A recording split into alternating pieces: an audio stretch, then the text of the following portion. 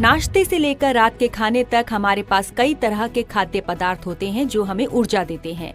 आमतौर पर हमारे भोजन में अनाज, फल, दूध, सब्जियां, दालें, अंडे आदि होते हैं। लेकिन क्या आप जानते हैं कि किस प्रकार का भोजन ऊर्जा का तात्कालिक स्रोत है? ये कार्बोहाइड्रेट से भरपूर खाद्य पदार्थ हैं। आइए जानते हैं उनके बारे में इस वीडियो में। इस टॉपिक में हम कार्बोहाइड्रेट युक्त खाद्य पदार्थों, कार्बोहाइड्रेट के प्रकार व उनकी रासायनिक संरचना के बारे में जानेंगे।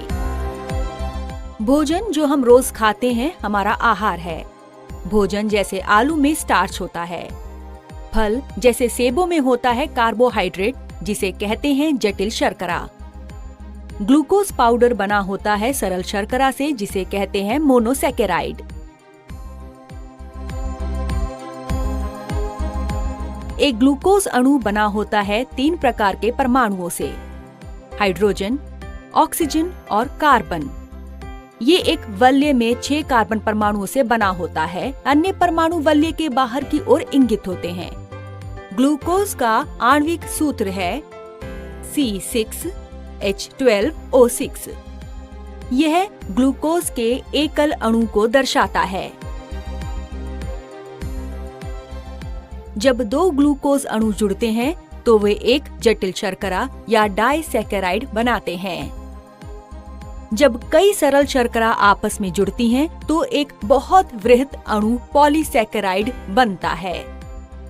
एक पॉलीसैकेराइड में कई ग्लूकोज अणु एक लंबी श्रृंखला में जुड़े होते हैं। पादप कोशिका के भीतर पाया जाने वाला स्टार्च भी पॉलीसैकेराइड अणु है। ये कार्बोहाइड्रेट अणु ऊर्जा के बहुत समृद्ध स्रोत होते हैं। सारांश: सबसे सरल कार्बोहाइड्रेट को मोनोसैकेराइड कहते हैं और इसका स्रोत ग्लूकोज पाउडर है।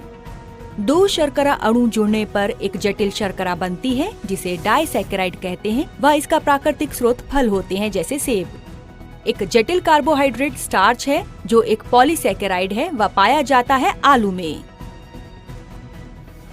अब आप हमारे भोजन में पाए जाने वाले विभिन्न प्रकार के कार्बोहाइड्रेट के बारे में जानते होंगे, लेकिन क्या आप मुझे मोनोसैकेराइड का रासायनिक संगठन बता सकते हैं? आप क्या सोचते हैं कि वे डाइसैकेराइड से भिन्न होते हैं?